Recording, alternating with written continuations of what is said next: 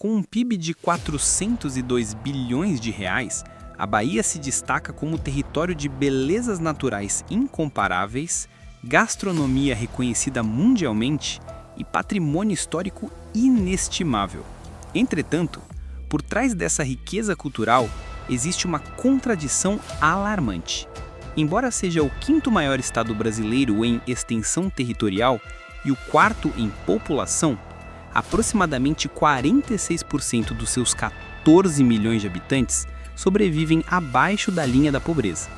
O PIB per capita baiano, cerca de R$28 mil, representa apenas 51% da média nacional, revelando fragilidades estruturais profundas que comprometem o crescimento econômico, afastam investidores e bloqueiam a diversificação produtiva. Em 2024, enquanto o Brasil cresceu 3,4%, a Bahia expandiu apenas 2,8%, evidenciando sua dificuldade em acompanhar o desenvolvimento nacional. Este vídeo investiga as raízes históricas e os desafios contemporâneos que fizeram da Bahia um dos estados com os piores indicadores socioeconômicos do país. Para compreender a atual conjuntura baiana, precisamos retornar ao século XVI, quando o Brasil colonial estava organizado em capitanias hereditárias.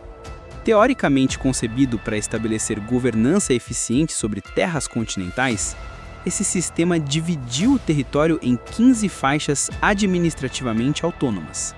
Contudo, a imensidão geográfica, escassez de recursos, resistência indígena e isolamento comunicacional impediram o desenvolvimento equilibrado dessas capitanias, gerando disparidades regionais acentuadas. Algumas regiões prosperaram, particularmente Pernambuco e Bahia, impulsionadas pela produção açucareira em expansão, enquanto outras permaneceram estagnadas. Reconhecendo esses desequilíbrios, Portugal estabeleceu uma estrutura mais centralizada com a fundação de Salvador em 1549, sob o comando de Tomé de Souza. A posição geográfica privilegiada de Salvador, voltada para o Atlântico, combinada com a formação natural da Baía de Todos os Santos, criou condições excepcionais para um porto de águas tranquilas e protegidas, fundamental numa era em que navegação marítima era o único elo entre metrópole e colônia. Salvador emergiu como o principal centro logístico do Império Português nas Américas, consolidando-se como primeira capital brasileira por 214 anos, até 1763, quando o Rio de Janeiro assumiu esse papel. Durante esse período como capital, epicentro administrativo e maior porto comercial português, Salvador recebeu aproximadamente 1,5 milhão de africanos escravizados. A Bahia capitalizou essa centralidade para estruturar uma economia baseada na exploração intensiva de recursos naturais e trabalho escravo, especialmente nos canaviais do recôncavo baiano e na pecuária. Essa concentração de poder político e econômico proporcionou vantagens competitivas significativas, mas simultaneamente estabeleceu as bases de profundas desigualdades que persistem até hoje. O modelo produtivo agrícola extrativista criou uma sociedade rigidamente hierarquizada, com imensa concentração de terras, riqueza e influência política nas mãos de uma elite restrita. Após a abolição da escravatura em 1888, a Bahia enfrentou uma crise social devastadora. Milhões de pessoas anteriormente escravizadas tornaram-se cidadãos sem acesso à terra, trabalho formal ou educação, permanecendo marginalizadas e excluídas socialmente. A perda do status de capital coincidiu com a decadência da economia açucareira e a emergência de novos polos econômicos no sudeste brasileiro no início do século XX.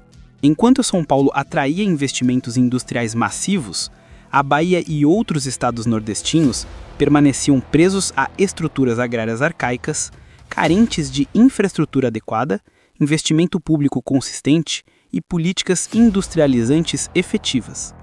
Tentativas significativas de modernização ocorreram tardiamente, destacando-se a instalação do complexo petroquímico de Camaçari na década de 1970, acompanhada de melhorias rodoviárias e expansão da infraestrutura urbana.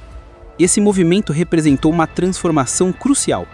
permitindo à Bahia agregar valor ao petróleo por meio de derivados químicos destinados a diversos segmentos industriais, incluindo plásticos, fertilizantes, tintas e borrachas sintéticas.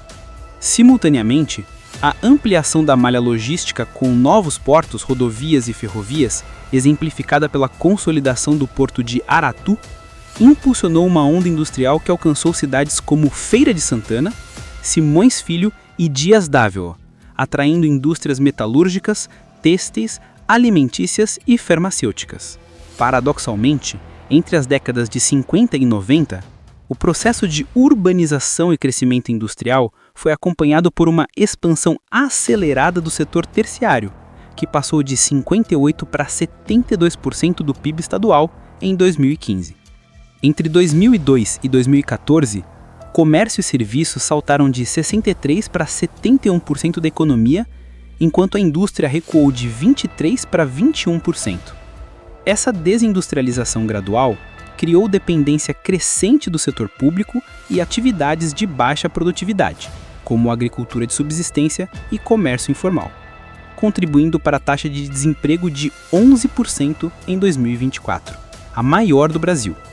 A desindustrialização enfraquece encadeamentos produtivos, reduz a agregação de valor, limita a inovação tecnológica e elimina empregos qualificados e bem remunerados. O fechamento da fábrica da Ford em 2021 exemplifica esse fenômeno, onde zonas industriais antes dinâmicas perdem relevância com a saída de empresas e êxodo de trabalhadores especializados. Adicionalmente, existe extrema concentração de riqueza em Salvador e municípios específicos. Enquanto a cidade e sua região metropolitana se modernizaram atraindo indústrias, turismo, serviços financeiros e instituições de ensino superior, o interior permaneceu estagnado. Apenas 10 dos 417 municípios baianos concentram aproximadamente 50% do PIB estadual. Esse desequilíbrio força migrações massivas do interior para as metrópoles, resultando em ocupações precárias nas periferias urbanas e agravamento dos indicadores de pobreza. Salvador, responsável por 20% do PIB estadual, alberga simultaneamente 262 favelas e comunidades urbanas, segundo o Censo IBGE 2022, evidenciando a distribuição profundamente desigual de recursos. A ausência de políticas públicas eficientes, planejamento urbano adequado e investimentos em infraestrutura perpetua indicadores sociais alarmantes, baixo IDH, escolaridade deficiente e violência urbana extrema, com 6 das 10 cidades mais violentas do Brasil localizadas na Bahia. Essa realidade demonstra como séculos de exploração escravista e concentração fundiária moldaram estruturas socioeconômicas resilientes à transformação. Superar esses desafios demanda estratégias integradas combinando reindustrialização planejada, fortalecimento das economias interioranas, descentralização de oportunidades e investimentos massivos em educação, saúde e infraestrutura, criando finalmente dignidade e prosperidade para toda a população baiana.